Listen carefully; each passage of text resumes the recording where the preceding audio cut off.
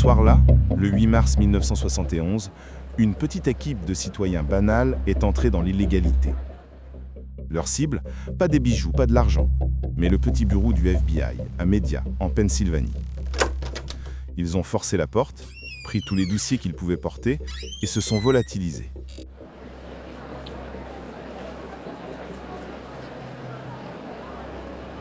Ce qu'ils cherchaient était une rumeur, une simple intuition. Ce qu'ils ont trouvé allait prouver un complot d'État contre le peuple américain.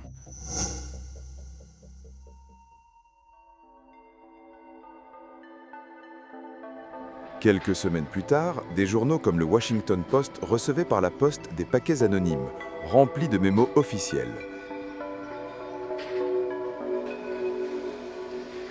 La vérité a explosé. Le FBI, sous la direction de son tout-puissant patron, J. Edgar Hoover, menait un programme secret pour exposer, perturber, discréditer et neutraliser des milliers de citoyens.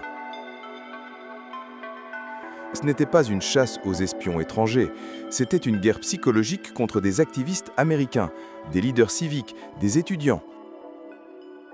Mais pour comprendre pourquoi ces citoyens ont risqué la prison pour déterrer ce secret, nous devons remonter le temps jusqu'à la naissance de ce monstre. Retour en 1956. En 1956, l'Amérique est paralysée par une triple peur. La première, la peur rouge. En pleine guerre froide, toute organisation critique est vue comme un cheval de Troie communiste. La deuxième, la peur noire. Les luttes pour les droits civiques déchirent un pays encore régi par la ségrégation.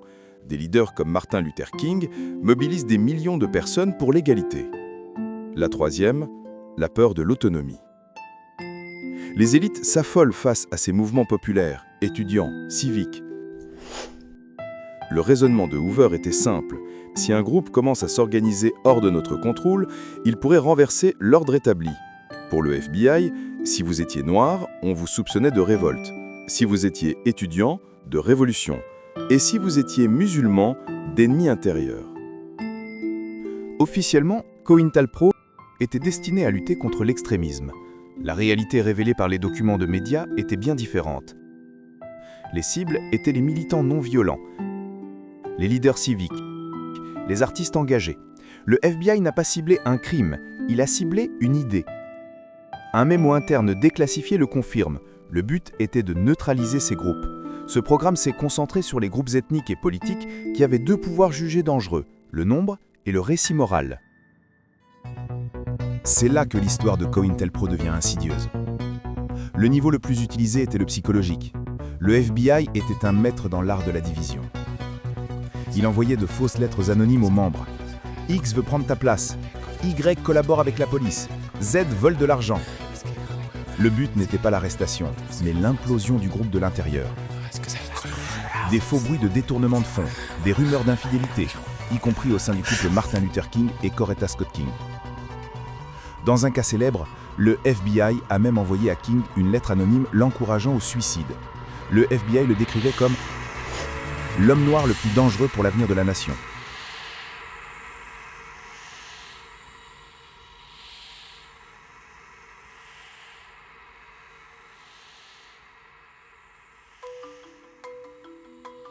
Le FBI n'hésitait pas non plus à utiliser la presse. C'est le niveau social et médiatique. Fuite de fausses informations, photos sorties de contexte.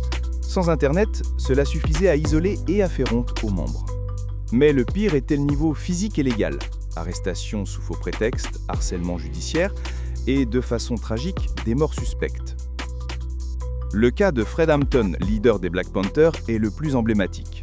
Le 4 décembre 1969, Hampton a été assassiné dans son sommeil lors d'un raid policier, après que le FBI eut payé un informateur, William O'Neill, pour infiltrer et droguer Hampton avant l'opération.